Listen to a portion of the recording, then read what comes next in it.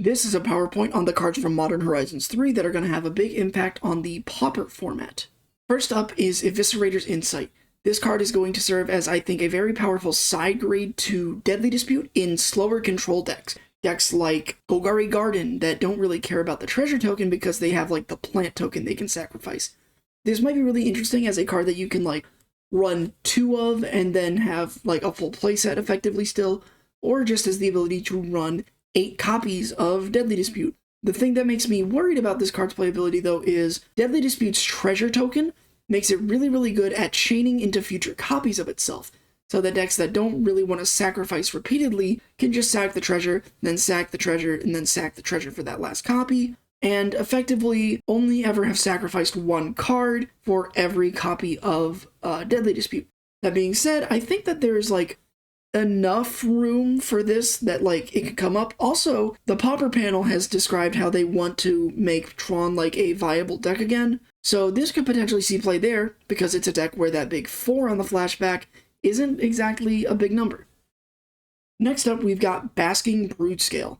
This is going to be the centerpiece of a new green-black combo deck with itself and Sadistic Glee, which allows you to put a 1/1 counter on the enchanted creature when a creature dies. Broodscale, when you put a counter on it, makes a spawn token. You sack the spawn token for colorless mana. You put a counter on Broodscale and start over. This makes infinite colorless mana and infinite death triggers, which allows you to kill your opponent with either a Bloodright Invoker, or a Thought Picker Witch, or a Nadir's Nightblade. It also has really strong digging tools with like Commune with the Gods and Grizzly Salvage. The ability to unearth your combo pieces is really strong. Slitherhead is a 0 mana card that starts the combo up without having to spend any sort of mana on an effect that would start the combo. So I think that this is a deck, I don't know if I would call this deck like tier 1, but it's definitely going to be a deck that exists in the format from now on, similar to things like Goblins or Ephemerate.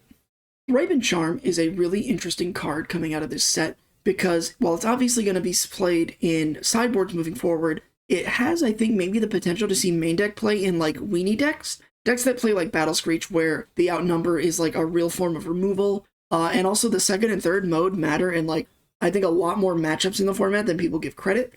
Exiling the Graveyard matters against Affinity and Terror and School Combo and Reanimator, obviously. It's, I think, a really strong effect that is kind of overlooked in main deck selections outside of like exactly Nile's Spellbomb. And then popping an enchantment is something that's matters in a couple matchups, but isn't really an effect you care about enough to justify sideboard space a lot of the time, right? People aren't exactly playing Tranquility anymore. That being said, I don't know if it'll be good enough, but I would like to experiment with it because I do like this card a lot.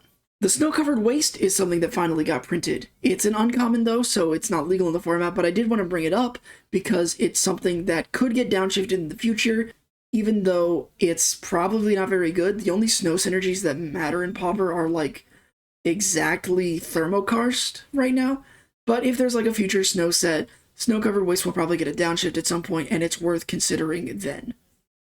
Cranial Ram. It's getting banned, folks. There's really not a lot to talk about here. It's not even really worth experimenting with, because we know this card's going to get banned like a week after release. If anything, I think the most interesting thing to talk about is how this card is like definitely like a deep state plant by the Pauper panel to make people really mad at Affinity again, so that when they... if they ban like more than just Cranial Ram, people won't be like upset at them banning Affinity stuff because they'll just be like relieved that Cranial Ram is gone. But, you know, it's a frustrating card to look at, honestly. Molten Gatekeeper is probably going to see play in something like Jeskai Ephemerate or like Blue-White Familiars, decks that have the ability to make infinite loops but have a problem with actually killing your opponent. This can be either because like Magic Online doesn't recognize gaining infinite life as a win condition, or just the fact that like a lot of times in like Ephemerate you'll make your infinite birds, then pass turn, then get blown out by Breath Weapon, then you have to do it all again, and then the whole process takes forever. It's a very high APM deck online especially, but now you have a 1 mana Impact Tremors that you can like discard and then unearth on the turn you try to kill your opponent for 1 mana. This guy's really cool. Also, he's got a cute little anvil chest. I like this guy a lot.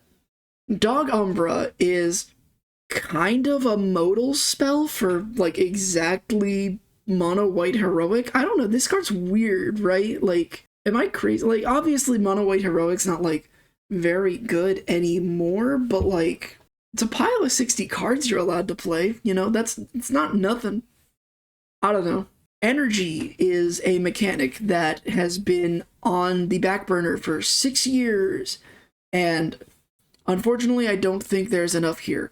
While there might be a combo with Cyclops Superconductor or like a Reanimator deck with Jolted Awake, I don't think that the payoffs for this archetype are strong enough to justify the very limited card pool you're going to have to play it with. That being said, like, Infect Storm made its way into Pauper for a little bit. I hope I'm wrong about this, because I do think that Energy's a cool mechanic, but if it doesn't work now, it's probably not going to work for another 6 years. So, like, you know, temper your expectations with it.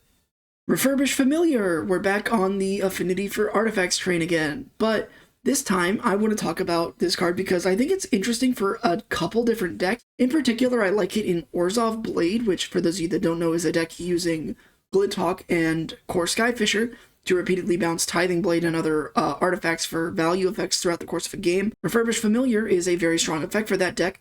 It gives you hand disruption, which is really strong. It's a flying threat, which matters. It's a creature that you can get back with Omen of the Dead. It's an artifact that you can bounce with Glinthawk. It's really good. I like this card a lot.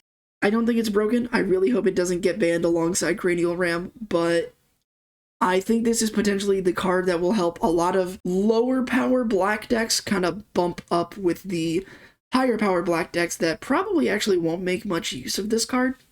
Another deck playing Refurbish Familiar is the Rakdos Synthesizer deck that probably would exist if Cranial Ram wasn't getting banned, like, within 3 days of this set release. This deck might continue to exist afterwards, I'm not entirely sure. Being able to, like, play a 1-mana Refurbish Familiar is strong. I don't know if it's strong enough without Cranial Ram. We'll just have to wait and see. Sneaky Snacker is a really powerful blue-black card in this set. It comes back whenever you draw your third card in a turn, meaning during your opponent's turn, a Brainstorm automatically revives it. During your turn, any draw 2 effect revives it because you draw at the start of your turn. Or if you're playing a deck with Monarch synergies, just drawing 1 card, so you go draw for turn, draw off of like a ninjutsu effect, draw from Monarch at end of turn, get back your Sneaky Snacker. Unfortunately, it does enter the battlefield tapped, so it's not like a perfect blocker string forever, but I think it's pretty good. Like, I think it'll probably be like a 1 or 2 of in like Fairies and Terror moving forward, because Fairies is very easy to blow out with something like Breath Weapon, where, you know, you want to have Fairies on board like at all times. This comes back after your opponent clears your board. For Terror, it's like a repeatable blocker against aggro decks that try to burst it down really quickly. I like this card a lot. It gives you a hoop to jump through for an effect that the decks that play it really want. So, in conclusion, this set is really, really good for the format. I think in total, it's given us at the very least 1 brand new deck out of it, hopefully 2. Obviously, there's going to be a ban, and we're going to have discourse about Affinity for another 3 fucking years as a result, but overall, you know, really excited for this set to come out and to experiment with the new toys that it gives us. So if you like the video, be sure to like, comment, subscribe, and I will see you in the next one.